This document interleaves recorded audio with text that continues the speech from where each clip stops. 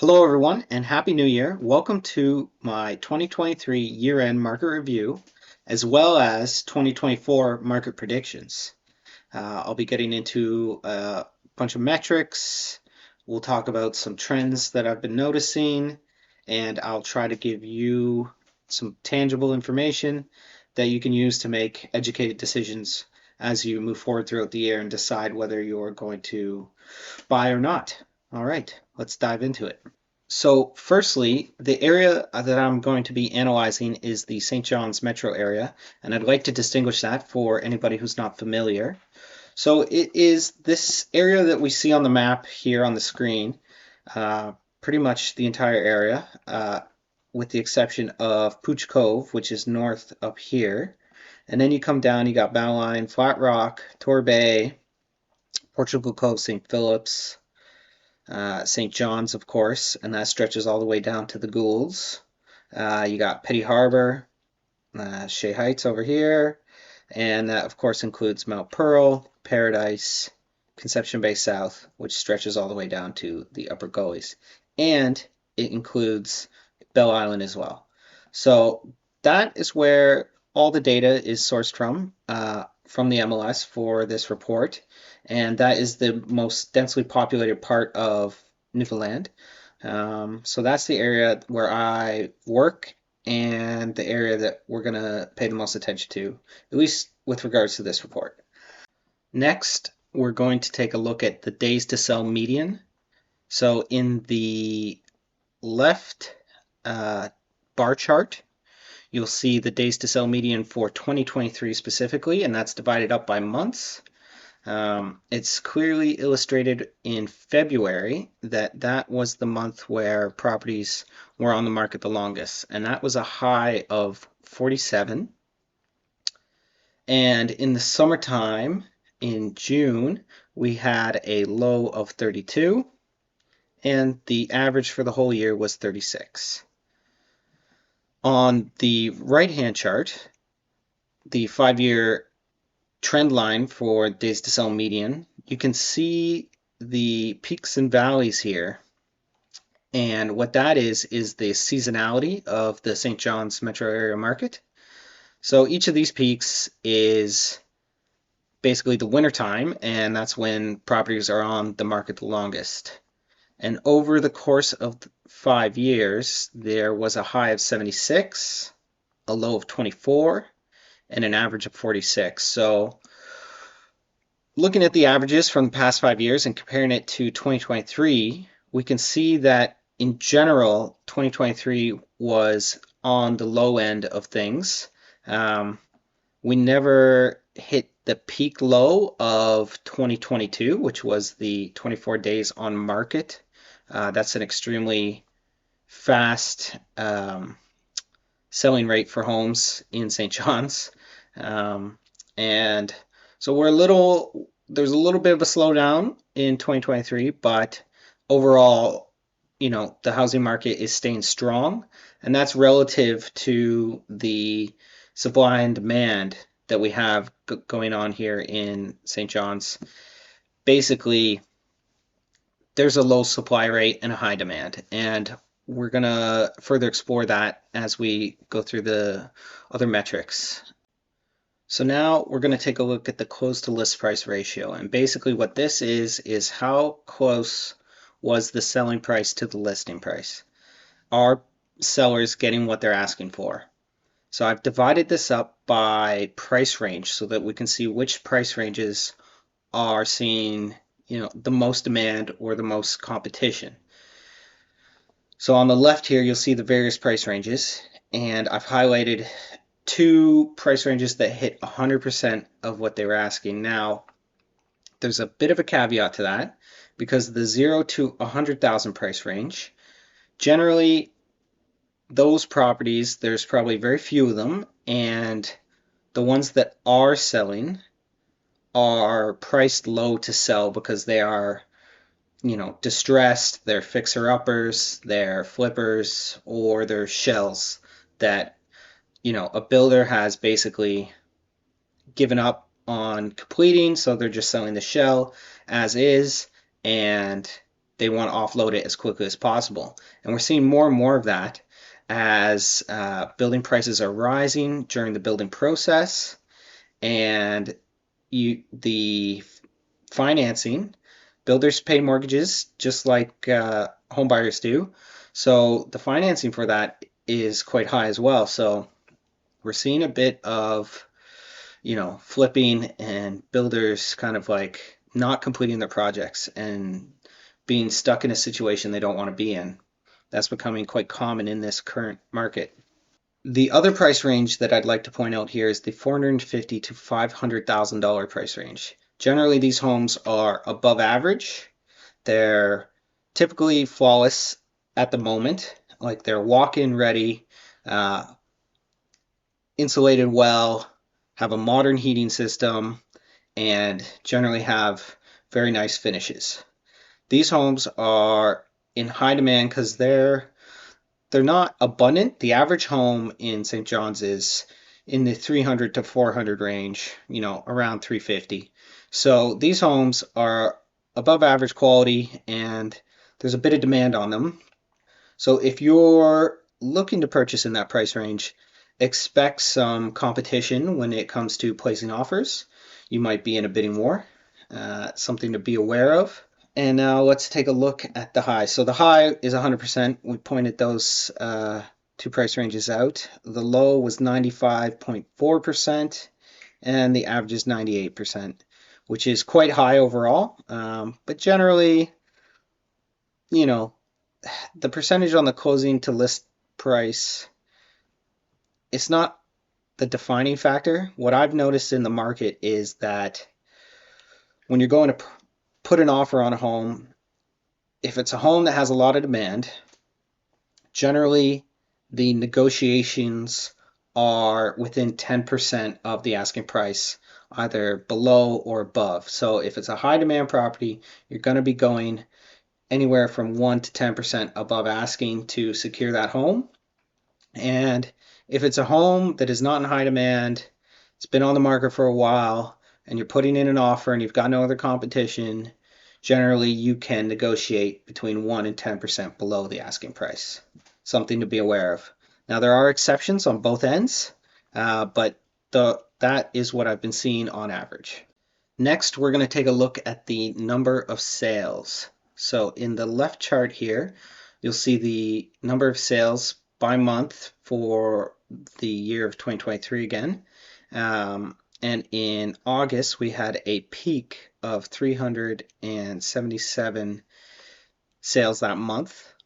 We had a low of 150. Now that was in January, and an average of 247.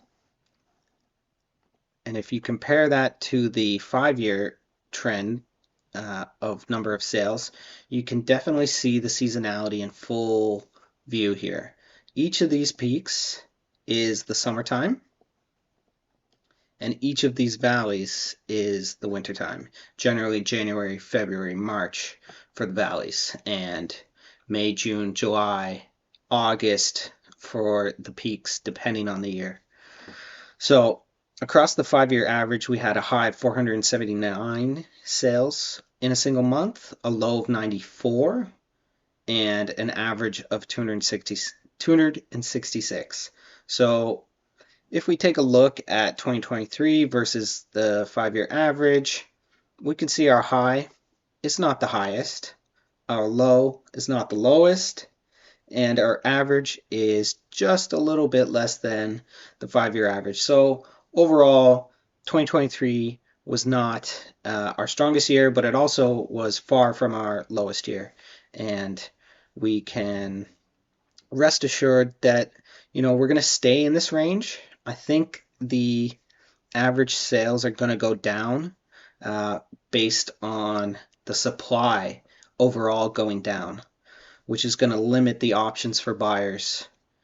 So that's something to be aware of as we move into the future years, because there is most certainly higher demand and lower supply, especially with the amount of new Canadians coming into the province, as well as Canadians moving from other provinces coming here as well. Mostly we're seeing retirees who are trying to make the most of the money that they have tied up in real estate, maybe in another province. They sell it there. They come here, they buy a cheaper property and have a better quality of life. That's what people are coming here for. And that is, fair on them. They want a nice quiet place to retire and they want enough money to live the quality of life that they've built for themselves. So let's keep moving forward here into the number of sales by price range. So here we're going to see a little bit more about where the demand is. So the 300 to 350 range is the highest with 611 sales. Now that makes total sense because that is at the top of that price range is the average price of a home in Newfoundland. So that makes total sense. Um, you can see basically that at the $250,000 range to the $450,000 range, that's the majority of buyers, all kind of fighting over the same homes. Now, the 400 to $450,000 range, we know there's demand there because of the closing prices, but you can see that there's only 299 sales, and that goes to show that there's demand for that range, but the supply is low. And that's more of what we're going to be seeing with all ranges moving into the future. You're going to see less sales overall, but demand's going to stay high, and these closing price ratios are going to rise. All right, let's move on to the list price per square foot. Now, this isn't the most important metric, but I just wanted to illustrate how there's a bit of an anomaly over the past 10 years. So you can see from 2014 to 2020, things were relatively stable, like, fluctuating by a few dollars per square foot. And then there's a massive spike in 2021 that peaks in 2022, and it's coming down now here in 2023, which is great. We're kind of getting back to a normal price range. However, for anybody who purchased in, the second half of 2021 to maybe the first quarter of 2023, most certainly overpaid for their home, and that could be skewing some of the sales numbers as well because these homes are selling in a price range higher than what we would expect previously. So just something to note. What does that mean? Well, that means, a home that you previously purchased for $250,000, that could be in the lower range of the $300,000 now. So the quality of home that you're looking at, it may not be as good depending on your price range. Let's talk about some of the highlights. The high was $281 per square foot. The low was $135, and the average is $161. And that's about where we're coming down to now. So you can see $150 there. If we track that over, we're a little high, up above $161 at the moment, but it's coming down. Which price ranges are paying the most per square foot? Well, it's not too bad because most of those are in the, luxury home spaces. So as you can see here, the 900 to a million range, they're paying the most for their square feet.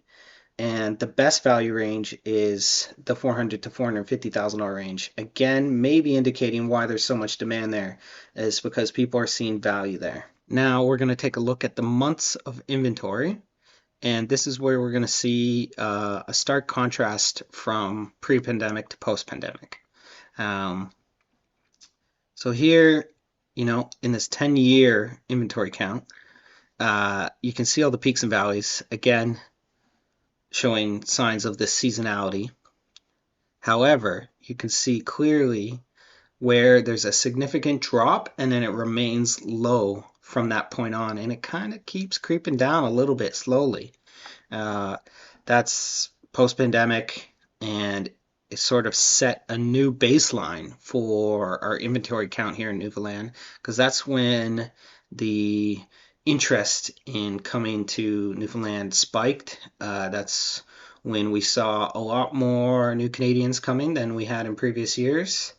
So over those 10 years, there was a high of 21 months of inventory, a low of 4, which is extremely low, and an average of 9. Now, just to clarify, what that means is that from the point that that is calculated, at the rate that we are selling homes in the province, or in the St. John's metro area in this case, if we had no new listings come onto the market, it would take 21 months for us to sell all the homes that we have till we got to zero. Now, every month new homes come onto the market as some go off, so this is kind of like a moving target. But, we can see that the high was 21, so there was a ton of inventory pre-pandemic, and you can see that the spike there, those two large spikes in previous years. And then if we take a look at the 2023 inventory counts down here, we can see it's pretty steady. There's some fluctuation, but it's not by much. We had a high of 8, a low of 4, which is the peak low for inventory. So the supply is low, and an average of 6. And I think we're going to continue to see this decline as we move into the coming years until something drastic changes. We need more homes built. We need apartment buildings built in St. John's to meet the demand for people who want to own homes here. That's pretty much all I got to say about that. We're going to look at the average sales price next. So here, over the 5-year sale price average, we see some fluctuation. It hit a high of 368,000, a low of 263,000, an average of 308,000. Compared to 2023, a high of 366, a low of 322, and an average of 343. So again, not the highest high, not the lowest low, and the average is staying strong. It's staying at $343,000 average sale price for a home. And what's important to know about that is that it is becoming more difficult for the average income earner here in St. John's to purchase an average home. Having a drastic change of, let's say, from the 5-year average of 308 up to 343, that is, roughly a $30,000 increase. I don't know, my math's not too good right now. But that's a huge change in a short amount of time, and it takes time for income to catch up. In this case, we don't know how long that's going to take, but just something to be aware of. If it continues on this trend, with the supply declining and demand growing, the prices are going to continue to rise. When is the right time to buy for you? Only you can decide. I'm not going to be one of those people who says, the right time is now. I mean, of course, the right time is when you feel comfortable. The other thing is that, there are fluctuations. I'm not saying you can time the market, but, you can wait for opportunities. Is it a good idea to wait? Is it a bad idea to wait? It's sort of a guess, and you got to kind of follow your gut instincts on that. Furthermore on that, I'm going to talk about the interest rates that we've seen from the Bank of Canada, which kind of factors into all this. You can see that in May of 2022, we had an interest rate of 2.5%, and now, it slowly creeps up to 5% as of today. And it's kind of maintained 5% for the last few announcements that they've made. Now, in America, the interest rates are going down, and people often expect in Canada that, what happens in America will happen in Canada later, a little bit later. And maybe this is true. However, the American interest rates were higher than ours. They went up to 8%. So what we're going to see is, a minimal amount adjustment, if there is any, in my opinion. Other people are putting out extremely optimistic predictions. I do think it will come down but not much and not as soon as people are predicting. Now, another thing that I've included here is the announcement schedule for 2024. So if you want to screenshot that, clip it out, and keep that, by all means. Chances are I'll probably also post it in the group as well. And you can see that the first announcement is on January 24th. So that's, 21 days away from the date of me recording this. And, there's 1, 2, 3, 4, 5, 6, 7 announcements throughout the whole year where, they're going to possibly keep the rate the same, raise it, lower it, depending on Canada's economic, situation. So keep an eye on inflation rates as well, because that is tied to this. If inflation is going up, you can expect the rate to go up. Next, I want to talk about some predictions that I have, and here it is kind of all summed up. Median days to sell is going to go down with the supply going down, less homes to choose from. People are going to be quick to buy homes when they come on. Like, you're going to see a nice home come on the market and people are going to snatch it up real fast. Close to list price ratio subsequently is going to go up. Sellers are going to be in the power position and they're going to be able to get closer to what they're asking, if not more, especially for the good homes. Distressed homes, that's a different situation. Number of sales per month. I actually think we're going to see this decline because of the overall supply that is going to be available. You can't sell homes that you do not have.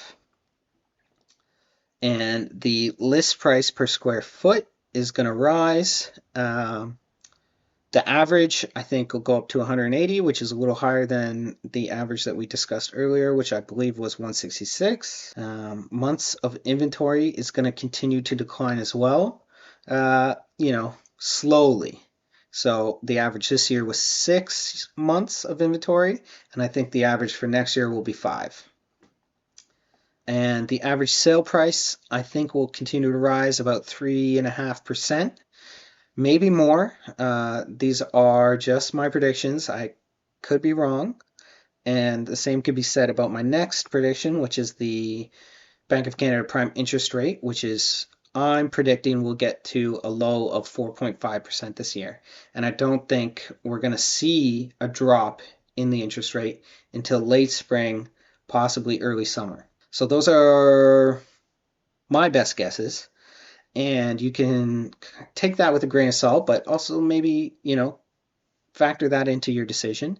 So that sums up my year-end market report and 2024 predictions.